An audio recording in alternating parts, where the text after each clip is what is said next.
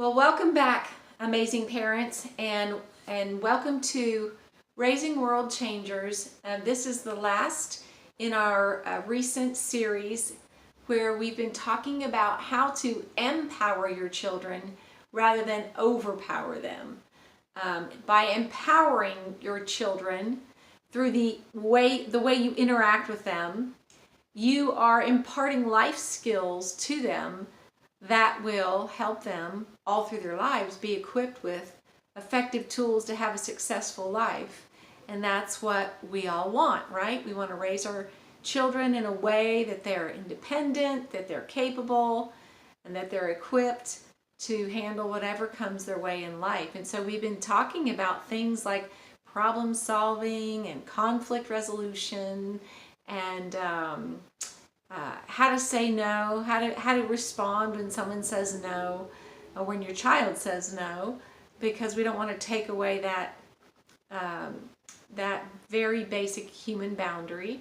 So today we're going to talk about decision making. So with decision making, this teaching is going to help you tremendously. It helped me. And this teaching came out of my own experience in life where I felt like I was a terrible decision maker. And so I would spend so much time trying to make a decision about something. I would write down all the pros and cons and I'd weigh all the options. And I still felt like I always made terrible decisions. And so one day I asked the Lord, I said, I thought there must be a key or something I was missing. And so I asked the Lord, will you teach me how to make good, sound decisions? And it was one of those kind of Holy Spirit prompted questions that I knew the Lord wanted me to ask because He wanted to answer it. And I love how God does that. You know, if we don't ask the question, we might not recognize the answer. And so instead of just teaching us things, he'll show us that we need to know them and then encourage us to ask Him for the answer. So then we're ready and we recognize it when it comes. So that's exactly what happened to me, and this was several years ago. And I said to the Lord, you're going to have to teach me how to make decisions because I make terrible ones. And so He did. And what He showed me was so incredibly simple and yet profound, which is the way most kingdom principles are. You know, Jesus came and He spoke to the simple folks of the world that were uneducated, and His message was simple. Anyone could understand the message of the kingdom, and it isn't complicated. So you don't need a PhD or a degree in theology to understand the basic principles of the kingdom, like sowing and reaping and loving your neighbor as yourself, and being humble and asking forgiveness and things like that. So this making decisions was a big one for me, and I thought it was going to be complicated. In fact, I've seen some Christian teachers teach on how to make decisions, and it's really complicated. So I know this one is from God. Not saying theirs aren't, but there's just such a simple way to make decisions. And like I said, this is going to help you. And as you implement this in your life, your kids will learn from observing you and being around you and seeing how you make decisions. And they'll absorb some of it that way. And then as they get a little bit older and they have to make some decisions, you can help them by using and imparting this tool to them. So here's how it goes. First of all, let's go back to our two trees. We have the tree of life and the tree of the knowledge of good and evil, which was the tree that caused the downfall of mankind. And we talked about how these two trees represent the two covenants, the old and the new covenant. This one is behavior or outward focused. This one is inward or heart focused. God looks at the motive of our heart, not our outward behavior. You know, two people can do the same thing, but their motive is different. A parent can do the same thing, but the motive of the heart is what makes all the difference. So this tree is always motivated by fear. Fear of loss, fear of rejection, fear of abandonment, fear of failure. So we're always trying to manage our behavior and our external environment to control, you know, what happens in our life. This tree is always motivated by love or faith. And it's interesting because secular scientists have even said, as they learn about and discover how the brain works and responds and reacts to stimulus, they say that there's only 2 responses in the brain. And this is from Dr. Caroline Leaf, who is an internationally known, well-respected Christian neuroscientist. And she's written amazing books about the brain. But the 2 responses they speak of are faith and fear. Like in any situation, your brain, your mind will respond either in faith, or sometimes I say faith or love, or fear. So you're either going to believe, it's kind of like fight or flight. You know, if you believe you can win, you're going to fight. But if you're in fear, you're going to flight. So it's really interesting to think about that this is the basis really of how the Lord taught me to make decisions. And it was long before I understood these 2 trees. But it is amazing, and I will reiterate that every question, problem, issue that you have in your life, I believe it can be answered by going back to these 2 trees. So, decision making. So I said, Lord, how do you make sound decisions? Because I am terrible at it. And like I said, I would look at all the options and pick the one that seemed to, well, I'll be honest. I used to try and keep everybody happy. And when you have 8 kids, that will drive you insane. But I learned later in life, and this is one of the things that's great about being part of this class, is that I've been parenting for over 40 years, 8 children. Do you think maybe I made some mistakes? So I learned a lot of what I'm teaching you because I did it wrong. And when my kids were little, I tried to keep everyone happy. I thought that was my job. And so I had to learn to allow my kids to be disappointed. And you know, that's part of life. But I would make decisions based on the number of people that it would make happy. There would always be some that weren't, but we'd go with the majority. I mean, I'm just being honest. This is how I made decisions. And so let's take an example. If we wanted to go somewhere, do we want to go here or there? You know, you take a vote. I mean, that's kind of a simplistic example. But in my personal life, how do I make decisions, Lord? I don't know how to make decisions. Here's what he told me. He said, whenever you have a choice or a decision to make, the first thought that you have is going to be like the best scenario. Like, should I move and take this amazing job? And it's what I've always wanted to do, and it's such a perfect opportunity. And that first instinct is like, yes. And then you go, but I'm going to have to uproot my family. I'm going to have to move. It's going to be expensive. I'm going to have to find a place to live. Yada, yada, yada. So, and what I used to do was take all those details, all those components, and I would write them down and I'd weigh them out. Well, here's what the Lord taught me. He said, oh, my phone's telling me my battery's low, so I have to hurry up. He said, whenever you have choices, there's always going to be one that gets you excited. It's your faith one. It's the one you believe in. It's the one that you want to go for it, even though there are risks. But you have faith in it. It just excites you. And then your human knowledge is going to kick in and try to tell you all the reasons that you shouldn't do it.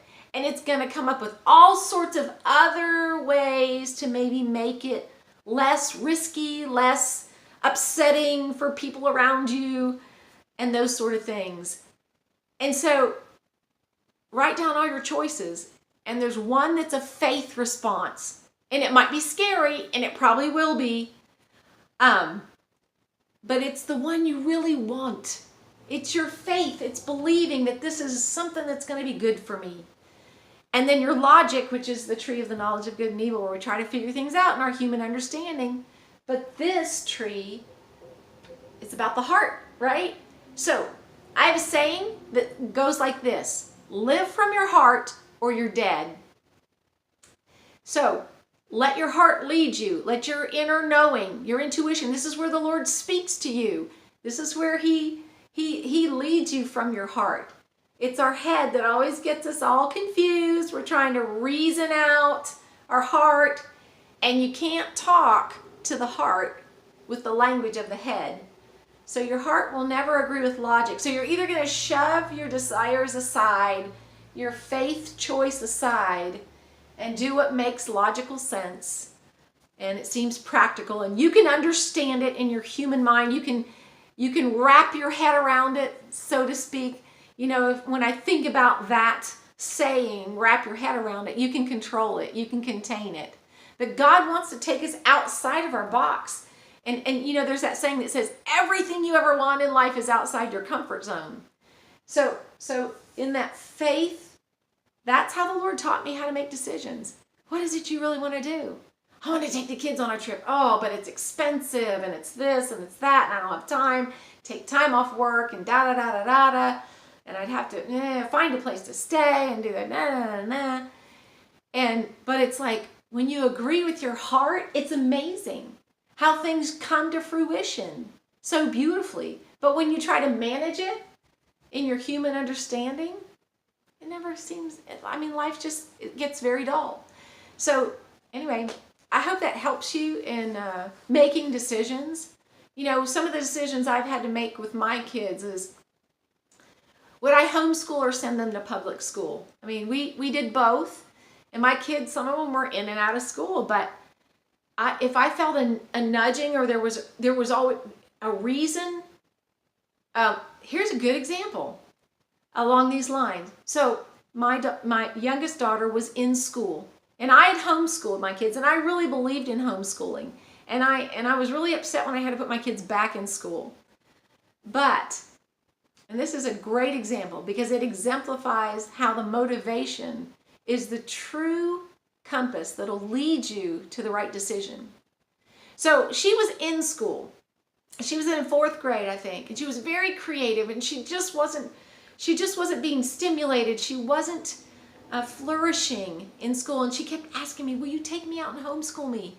And of course I was thinking about all the reasons I couldn't do that, and I was afraid that she wouldn't get what she needed, that I wouldn't have time to, you know, do what I needed to do, and so there was all this fear motivation. And so I didn't do it. After several months, she just kept saying, and I started thinking about all the things she could do if we homeschooled. And I took her out of 4th grade, and I'm telling you, she blossomed. In the first week she was home, she did all these projects on her own that were just in her. Things she wanted to explore and to create and to make. And I just let her run for about 2 weeks just to process everything. I mean, she'd had input at school, and she wanted to take the things she was hearing about and learning about, and she wanted to develop them. She wanted to do experiments about things she was hearing. She wanted to write stories. She's so creative and just make all kinds of things. And I'm telling you, when I got past my fear and I went with faith, it was the best decision ever. Now I've had the reverse decision to make as well. So I was homeschooling, and I needed to go back to work. And putting my children in school was scary to me. I was afraid of what would happen. But guess what? My 2 oldest children found their callings in public school.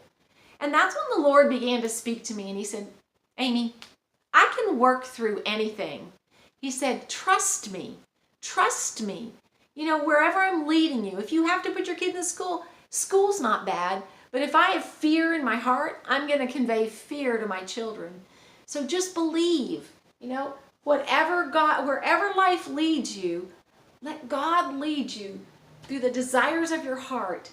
And whenever you feel yourself making a decision out of fear, then take a step back. Say, okay, fear is false evidence appearing real. F-E-A-R, false evidence appearing real. You're projecting something into the future that you think might happen that's going to be bad. So push that aside because God is for us. We have nothing to fear. Perfect love casts out fear. So connect with God in your heart. Okay, God, what are you telling me to do? Give me give me the strength to believe. Give me the faith to believe. And you'll have peace. But if you're moving forward in fear, oh, we got to do this because it's not the right decision. So, faith or fear, that's how you make the decisions. And every time you have one to make, a decision to make, all the choices, there'll be one choice that's a faith choice. All the others will be that logic, that fear that comes from the human logic that is afraid to believe outside what it can actually see and know and control. But we walk by faith, not by sight. And so God has, just like Abraham leaving his homeland, he didn't know where he was going. He walked by faith. But if he'd have walked by logic, it wouldn't have made any sense. And he would have said, that's foolish to go somewhere. I don't even know where I'm going. How long is it going to take? How many supplies do I need? All sorts of questions. Back in the day, they didn't have hotels and Airbnbs and all those kind of things that we use nowadays that just make life so snappy and happy. But he was led by faith. So be led by faith in your decisions and trust God. Whatever he's speaking to your heart, go for it. Because he has good plans for you and your children. Not plans to harm you, but to prosper you and give you a future full of hope. So I hope this helps you today. This is the last one in our series of empowering rather than overpowering. And we are going to talk about in the next video a very exciting topic. My favorite one, the one thing every child needs to succeed in life. Yep, that's it, one thing. And if you get that right, everything else is icing on the cake. So join me in the next video. Until then, happy parenting, go raise some world changers. I'll see you in the next video. Thanks for watching.